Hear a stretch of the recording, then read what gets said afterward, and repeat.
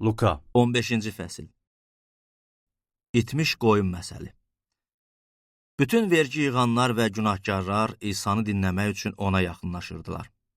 Fariseylər və ilahiyyatçılar isə bu adam günahkarları qəbul eləyir və onlarla yemək yeyir deyə deyinirdilər. Amma İsa onlara bu məsəli çəkdi.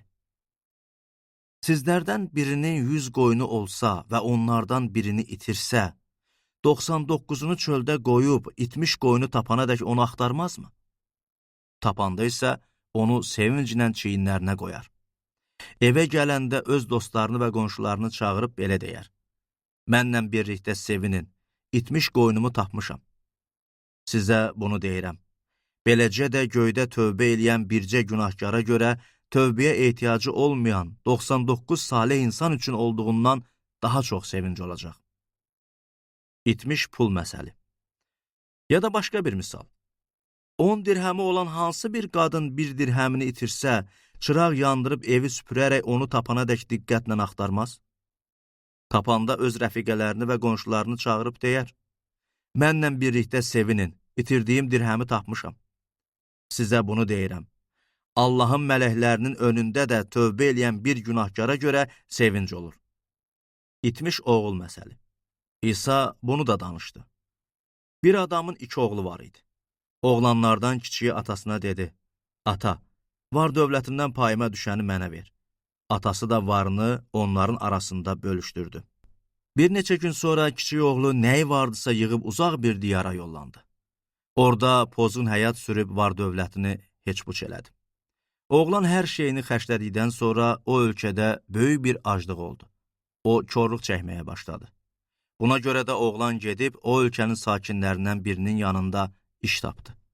Bu adam onu öz otlaqlarına donuz otarmağa göndərdi. Oğlan donuzların yediyi keçi buynuzu qabıqları ilə qarnını doyurmağa şad olardı. Amma heç kim ona bir şey vermirdi.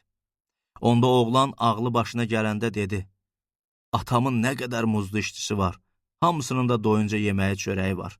Mənsə burada acından ölürəm. Durub atamın yanına gedəcəyəm və ona deyəcəyəm: Ata, mən göyə və sənə qarşı günah elədim. Mən artıq sənin oğlun adlanmağa layiq deyiləm. Məni öz muzlu işçilərinin biri kimi qəbul elə. O durub öz atasının yanına getdi. Oğul hələ uzaqdaykən atası onu gördü. Ona rəhmi gəldi və qaçıb onun boynuna sarıldı və öpdü. Oğul dedi: Ata, mən göyə və sənə qarşı günah elədim. Mən artıq sənin oğlun adlanmağa layiq deyiləm. Atası isə öz qullarına dedi: Tez olun, ən gözəl xalat gətirin və onu geyindirin. Barmağına üzük və ayaqlarına çarıq taxın. Kökəldilmiş dananı gətirin, kəsin. Gəlin yeyib şadlanaq. Çünki bu oğlum ölmüşdü, yenə həyata qayıtdı. O itmişdi, tapıldı. Beləliklə şadlıq eləməyə başladılar. Atanın böyük oğlu isə tarlada idi.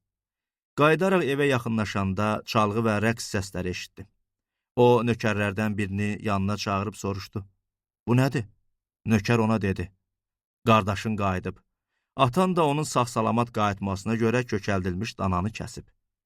Böyük oğulsa hirsləndi və içəri girmək istəmədi. Atası bayıra çıxıb ona yalvardı. Amma o atasına belə cavab verdi: Bax, neçə ildir ki, sənin üçün qul kimi işləyirəm. Heç zaman sənin əmrindən çıxmamışam. Amma mənə heç vaxt bir oğlağı belə qıymadın ki, dostlarımla şadlıq eləyim.